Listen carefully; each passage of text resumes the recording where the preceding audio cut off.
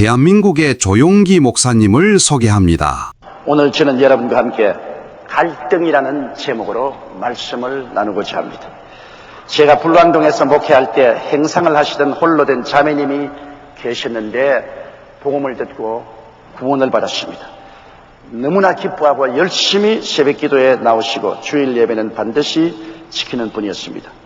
그런데 어느 날 갑자기 그가 제게 와서 이런 말을 했습니다. 나이 늙어 은퇴할 때까지 예수님을 그만 믿을까 합니다. 그래서 깜짝 놀라서 왜 그러냐고 물었습니다. 예수 믿고 중생한 후는 옛날처럼 장사를 할 수가 없습니다. 먹고 살 도리가 없습니다.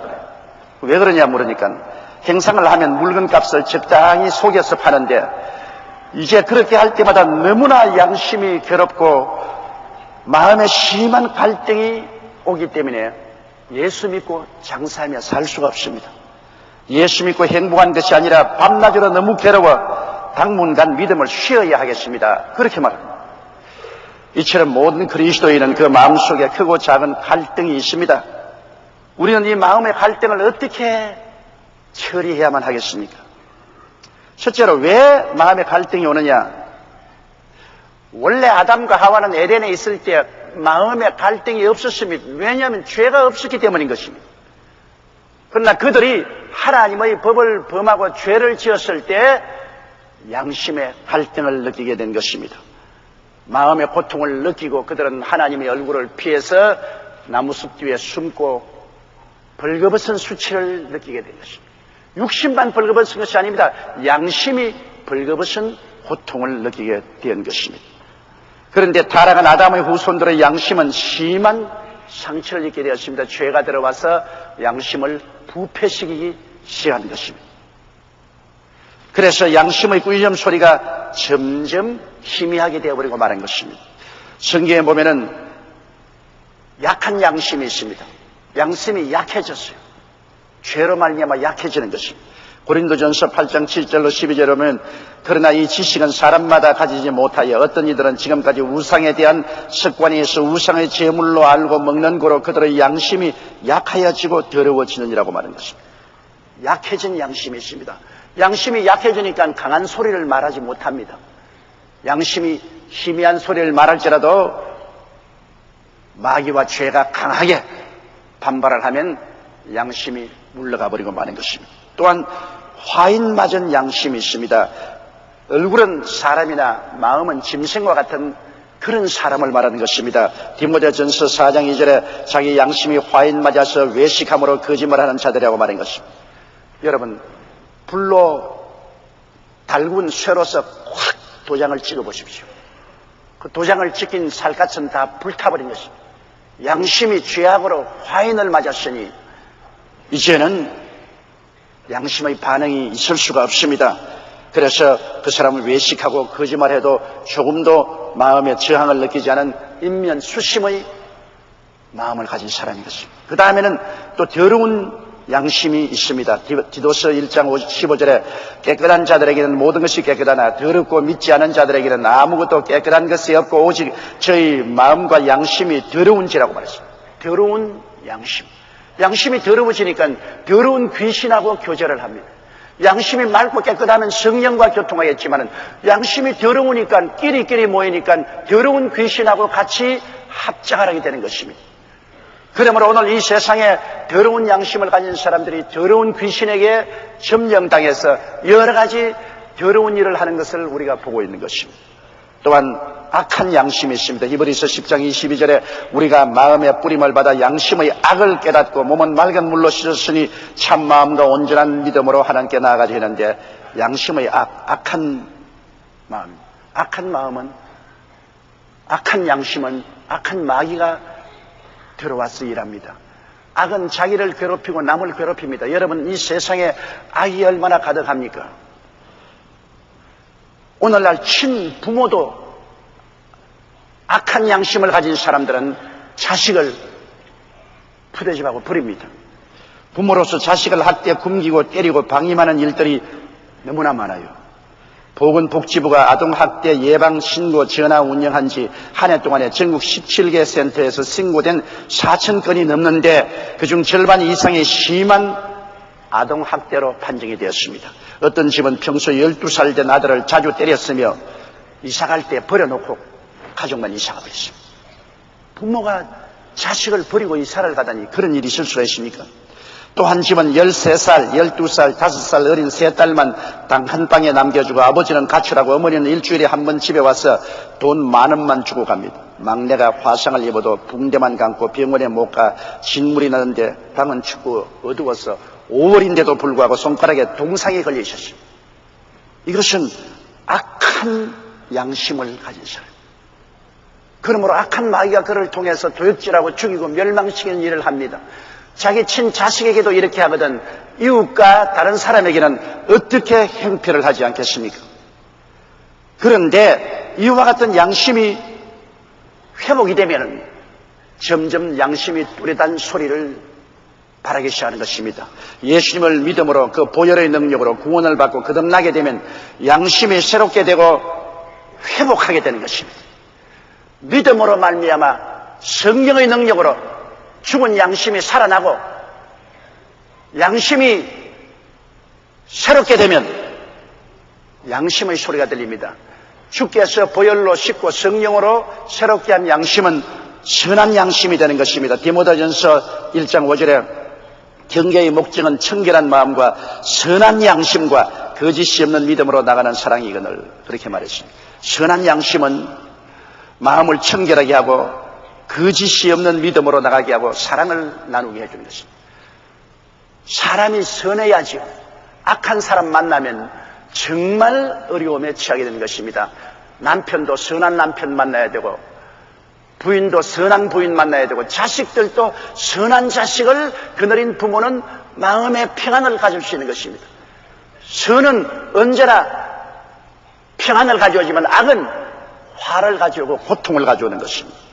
또한 예수님의 보혈로 씻음받고 성령으로 새롭게 되면 착한 양심이 됩니다. 디모데전서 1장 19절에 믿음과 착한 양심을 가지라. 어떤 이들이 이 양심을 버렸고 그 믿음에 관하여는 파선하였느니라. 착한 양심. 착한 양심은 우리를 살리는 일을 하는 것입니다. 착한 양심은 자기 스스로 마음이 착해서 이웃 사람들에게 섬기고 봉사하고 남에게 해를 끼치지 않습니다.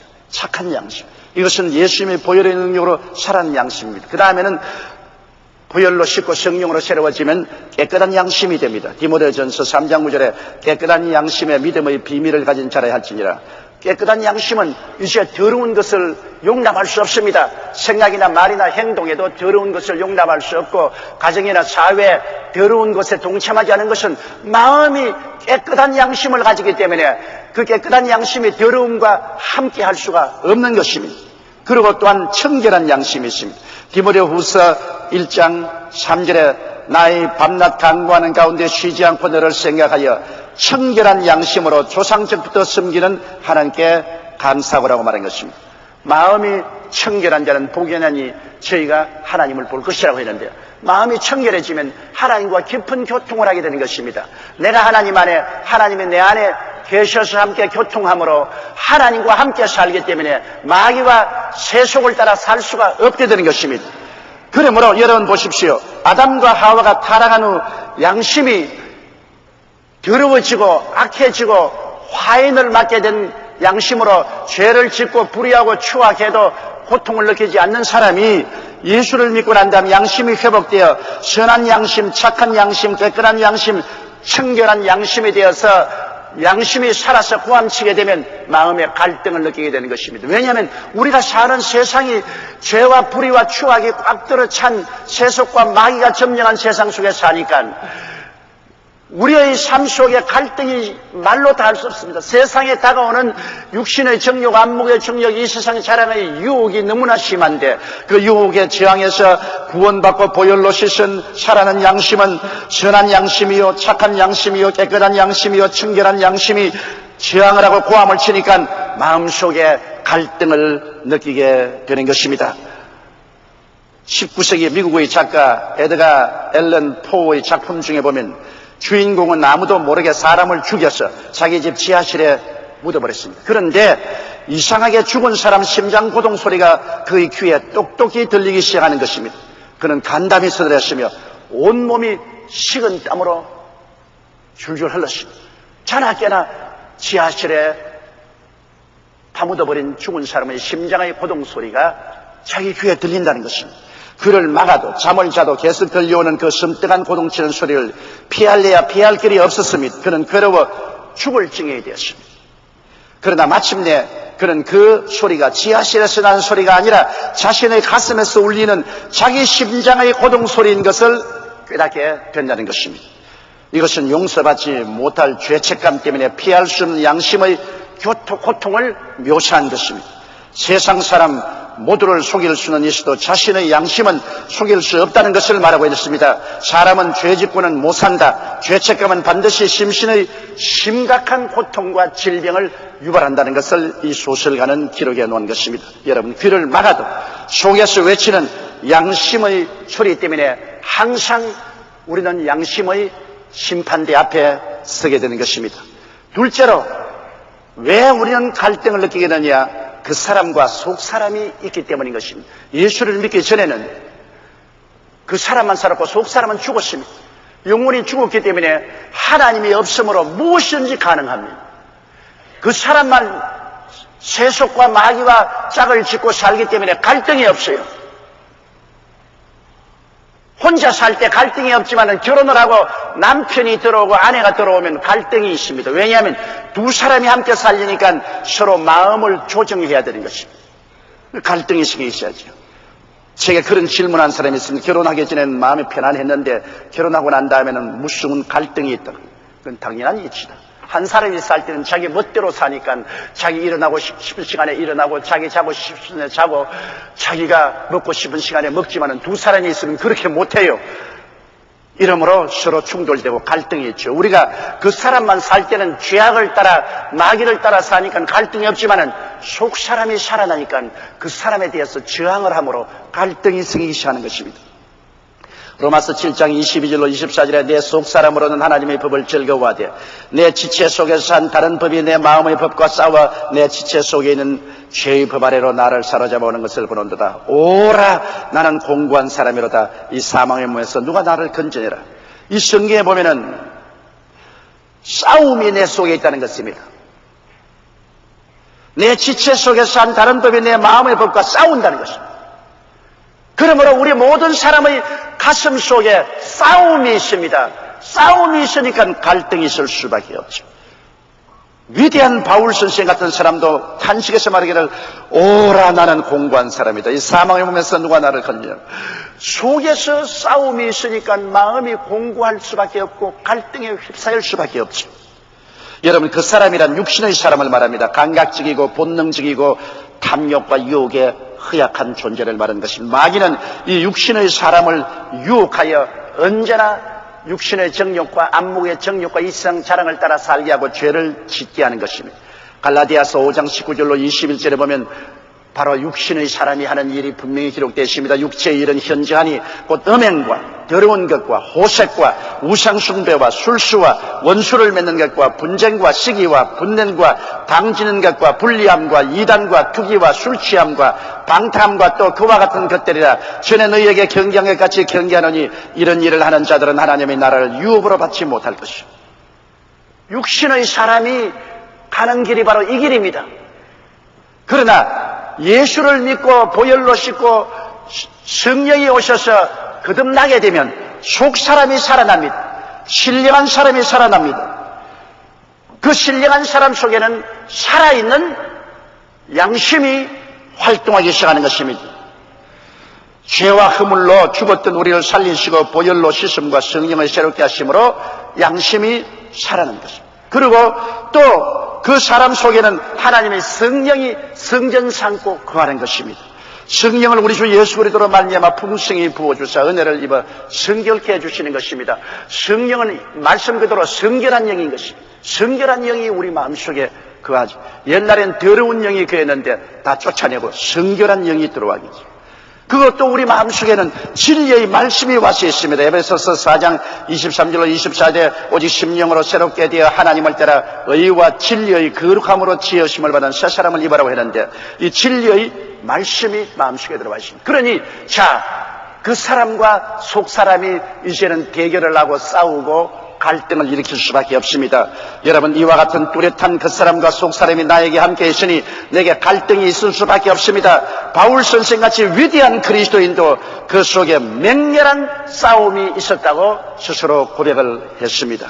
로마서 7장 18절 24절에 보면 내 속 곧 내 육신에 선한 것이 거하지 아니한 줄을 아노니 원함은 내게 있으나 선을 행하는 것은 없노라. 내가 원하는 바 선은 하지 아니하고 도리어 원치 않은 바 악은 행하는도다. 만일 내가 원치 아니하는 그것을 하면 이를 행하는 자가 내가 아니요 내 속에 거하는 죄니라. 그러므로 내가 한 법을 깨달았노니 곧 선을 행하기 원하는 나에게 악이 함께 있는 것이로다. 내 속 사람으로 하나님의 법을 즐거워하되 내 지체 속에서 한 다른 법이 내 마음의 법과 싸워 내 지체 속에 있는 죄의 법 아래로 나를 사로잡아오는 것을 보는도다. 오라 나는 공고한 사람이로다. 이 사망의 몸에서 누가 나를 건지해라. 여러분, 바울 선생같이 위대한 하나님의 사도가 이러한 정난한 마음의 고통을 고백했으니 얼마나 솔직한 분이시겠습니까? 그럼 셋째로 우리는 어떻게 신앙생활을 해야 되겠습니까? 불광동에서 제게 질문한 자매에게 드린 저희 대답이 바로 그것입니다. 제가 그 자매님에게 자매님, 구원은 일회적이고 영원한 것입니다. 예수님의 십자가 대속은 영원한 것입니다. 히브리서 10장 12절로 14절에 오직 그리스도는 죄를 위하여 한 영원한 제사를 드리시고 하나님 우편에 앉아서 그 위에 자기 원수들로 자기 발등상에 되게 하기까지 기다리시라니 저가 한 제물로 거룩하게 된 자들을 영원히 온전케 하시나니라. 예수님의 제사는 영원한 제사예요. 옛날 구약시대는 죄를 지을 때마다 속죄 제물 드리고 속건 제물 드리고 매일마다 번제물 드리고 화목 제물을 드렸습니다만 예수 그리스도는 영원한 하나님이 사람으로 오셔서 십자가에 당신 자신을 영원한 속죄 제물, 영원한 속건 제물, 영원한 화목 제물, 영원한 번제물로 드렸기 때문에 예수를 믿어서 용서받고 구원받는 것은 영원히 용서받고 구원받고 마는 것입니다. 그리스도의 구원에는 영원성이 있는 것입니다. 그러므로 히브리서 10장 17절 18절에 또 저의 죄와 저의 불법을 내가 다시 기억지 아니하리라 하셨으니 이것을 사하셨은즉 다시 죄를 위하여 제사 드릴 것이 없느니라. 우리는 다시 제사 드릴 것이 없어요. 예수님이 한 번 십자가에 못 박여 영원한 제물이 되셨어요. 그 보배로운 피로 영원히 우리 죄를 용서하고 사해버리시고 의롭다 하셨으니 다시 제사 드릴 것이 없습니다. 예수님께서는 십자가에서 요한복음 19장 30절에 내가 다 이루었다고 말하는 것입니다. 내가 조금만 이루었다 그렇게 말씀하지 않았습니다. 내가 반쯤 이루었다 그렇게 말씀하지 않았습니다. 내가 다 이루었다. 알파요 오메가요 처음과 나중이요 시작과 끝이라 모두 다 깨끗이 이루었다. 우리 개인의 죄의 빚을 처음부터 마지막까지 영원히 청산해버린 것입니다. 여러분, 전쟁과 전투는 다릅니다. 제2차 대전 때 연합군은 독일과 일본에 대하여 확실하게 온전히 승리함으로 전쟁은 끝났습니다. 그러나 전쟁 중 많은 지역 전투에서는 패하기도 했습니다. 미국이 태평양 전쟁 때 하와이에서 일본 사람에게 크게 당했고 필리핀 군도도 일본 사람에게 패해서 내주고 태평양상의 여러 섬도 내주었습니다. 그러나 전투에는 많이 졌으나 2차 대전이란 그 전체 전쟁은 이겨버리고 말은 거죠. 일본이 무조건 항복했습니다. 독일도 그렇게 했습니다. 전투에는 여러 번 이겼어도 전쟁에 져버렸습니다. 그와 같이 여러분, 인류 구원의 전쟁은 갈보리 십자가에서 예수님께서 확실하게 온전히 승리하여 종결 지어버리고 말은 것입니다. 인간 구원은 누구든지 저를 믿으면 멸망하지 않고 영원한 영생을 얻으리라. 전쟁은 끝났습니다. 구원의 전쟁에 왈구왈부할 것이 없습니다. 죄를 짓고 불의하고 추악하고 버림을 받아야 마땅한 인생들이 예수를 구주로 모시면 그로써 구원은 종결된 것입니다. 그 이상 우리가 아무것도 보탤 수도 없고 뺄 수도 없습니다. 하나님이 세상을 이처럼 사랑하사 독생자를 주셨으니 누구든지 저를 믿으면 구원을 얻으려. 구원의 전쟁은 이미 주님께서 십자가에서 완성시켜버리고 말한 것입니다. 그러나 예수님을 믿고 구원받는 우리의 삶 속에는 아직도 육신과 마귀에 대한 전투가 계속되고 이기고 지는 경험을 하고 있습니다. 전쟁은 이미 끝났는데도 불구하고 우리 속에는 아직 자자구로한 전투가 계속됩니다. 에베소 6장 12절에 우리의 씨름은 혈과 육에 대한 것이 아니요 정사와 권세와 어두움의 세상 주관자들과 하늘에 있는 악의 영들에게 대함이라. 이미 구원받아 놓았는데도 불구하고 씨름은 계속하고 있어요. 우리 속에 늘 씨름은 계속 있습니다. 그 씨름은 전투지 전쟁은 아닙니다. 전쟁은 이미 이겨놓았어요. 그러나 전투는 아직까지도 계속하고 씨름은 계속하고 있는 것입니다. 여러분, 이 구원과 우리의 씨름은 관계가 없습니다. 구원과 관계없는 전투입니다. 구원은 예수님을 믿음으로 이미 끝났습니다. 옆에 분들에게 구원은 이미 끝났습니다. 예수를 믿음으로 말미암아 구원 문제는 이미 끝나고 마는 것입니다. 골로새 2장 15절에 정사와 권세를 벗어버려 밝히 드러내시고 십자가로 승리하셨느니라. 압도적이고 종결적인 승리를 해버리고 말한 것입니다.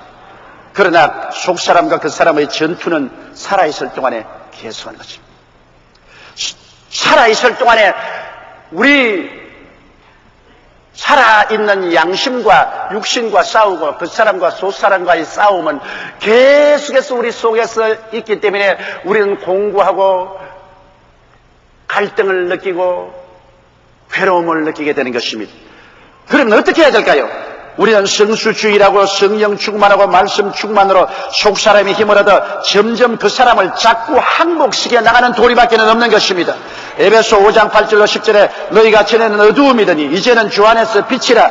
빛의 자녀들처럼 행하라. 빛의 열매는 모든 착함과 의로움과 진실함이 있느니라. 주께 기쁘시게 할 것이 무엇인가 시험하여 보라. 이처럼 빛의 자녀로 살려고 몸부림을 쳐야 되는 것입니다. 영광스러운 천국행과 부끄러움 상처투성이의 천국행은 결국 전투에서 일어나는 것입니다. 속사람이 많은 승리를 하고 거룩함을 달성하고 천국 갈 때는 천국에서 칭찬과 영광과 존귀가 있을 것입니다. 천당 들어갈 때 주님과 천사들이 박수를 치고 환영할 것입니다. 에베소 4장 11절에 우리가 다 하나님의 아들을 믿는 것과 아는 일에 하나가 되어 온전한 사람을 이루어 그리스도의 장성한 분량에 충만한 데까지 이르리. 그렇게 성장해야 되는 것입니다. 고린도전서 15장 41절에 해의 영광도 다르며 달의 영광도 다르며 별의 영광도 다른데 별과 별의 영광이 다르다. 다 같이 예수 믿어도 여러분 하늘나라에 다 같이 올라가도 영광이 다르다. 다 하늘에 있는 해와 달과 별과 별들의 영광이 다른 것처럼 천당 간다고 영광이 같을 수는 없다는 것입니다. 영광스러운 천국행과 부끄러움과 상처투성이의 천국행이 있다는 것입니다. 그러나 속사람이 상처투성이가 되어 천국 가면 하나님과 예수님과 성도들과 천사들 앞에서 부끄러움을 당하게 될 것입니다. 우리가 수없이 이 세상 삶의 전투에서 져서 상처투성이가 되면 구원은 예수님의 십자가 승리로 구원받았지만은 그의 삶은 전투에서 상처투성이가 되어 온 전신의 붕대를 감고 커라지를 이지에서 절뚝거리며 천당에 들어가는 형상이 되고 말 것입니다. 고린도전서 3장 15절에 누구든지 공력이 불타면 해를 받으리니 그러나 자기는 구원을 얻되 불 가운데서 얻은 것 같아요.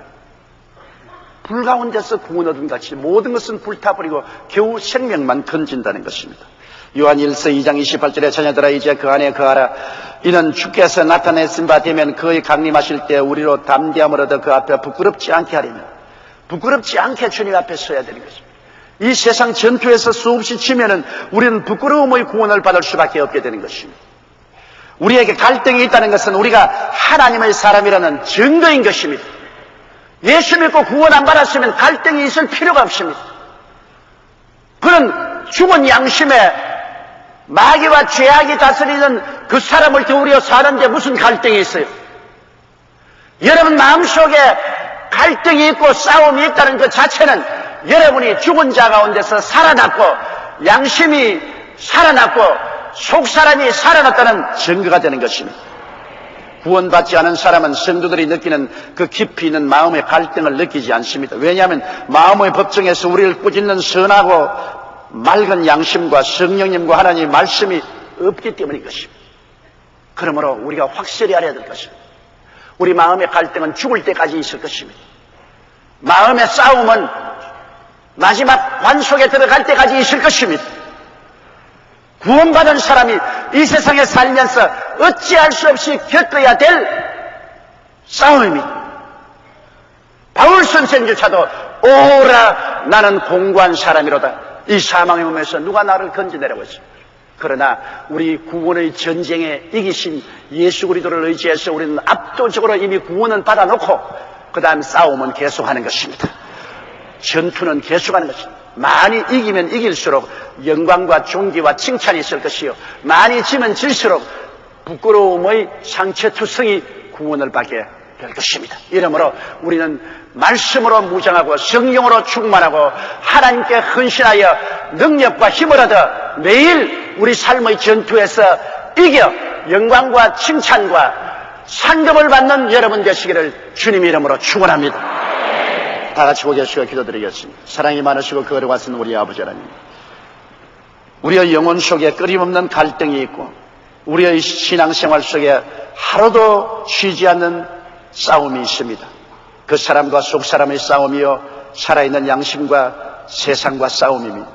내 아버지 하나님이시여 구원을 받았기 때문에 이것은 불가피 이것을 가지고 우리는 몸부림치며 살아갈 수밖에 없고 우리는 날로 하나님 말씀과 성령님의 도우심과 기도를 통해서 우리 속사람이 이기고 양심이 승리하는 삶을 살아 주님 앞에 영광스러운 구원을 받는 우리들이 되게 하여 주시옵소서. 예수님 이름으로 기도드리옵나이다. 아멘. 할렐루야. 아멘. 목사님 감사합니다. 구독과 좋아요는 제작하는 데 힘이 됩니다. 감사합니다.